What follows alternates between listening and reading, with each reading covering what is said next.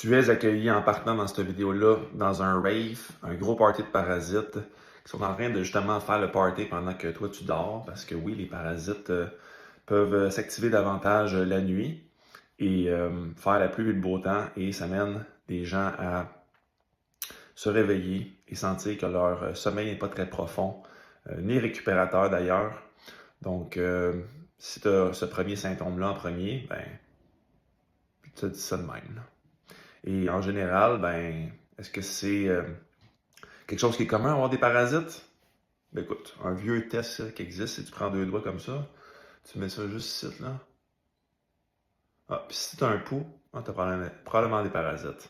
J'ai un client qui m'écrit hier puis qui me disait, hey Nick, il dit, je pense que j'ai vraiment passé quelque chose de weird au niveau de mes selles et j'ai de la misère à comprendre parce que on a été très agressif avec des produits antiparasitaires pour débuter le processus.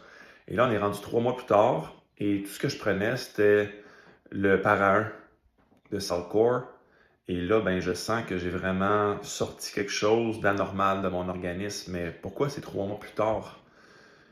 Eh bien, de mon côté, j'avais déjà la réponse pour lui, mais je voulais qu'il réfléchisse. Et à mes yeux, la réponse est la suivante. Si ça fait des mois ou des années que ces parasites-là se sont installés dans ton organisme, ils se sont bâtis des barrières de protection contre le système immunitaire. Ils se sont enfouis dans une matrice cellulaire qu'on appelle le biofilm. Et ils sont entre, on pourrait dire, la peau qui compose ta tuyauterie interne et le biofilm. Ils sont entre les deux.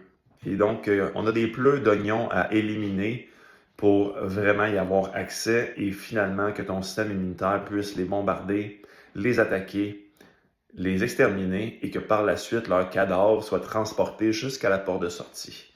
Et ça se fait pas juste en une semaine, ça se fait pas en plusieurs semaines non plus, ça peut se faire sur plusieurs mois, tout dépendamment quel type de parasite que c'est et depuis combien de temps qu'il était enfoui et à quel point ils ont réussi à se créer, on pourrait dire, une forteresse de protection.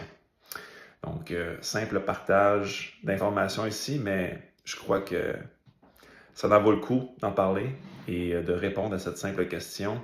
Et il y en a que ça va leur prendre bien plus que 3 mois à être en mesure de reprendre le contrôle sur leur écosystème et avoir une santé optimale et sentir que leur écosystème intérieur est vraiment, vraiment rendu en homéostasie. Sur ce, bonne journée.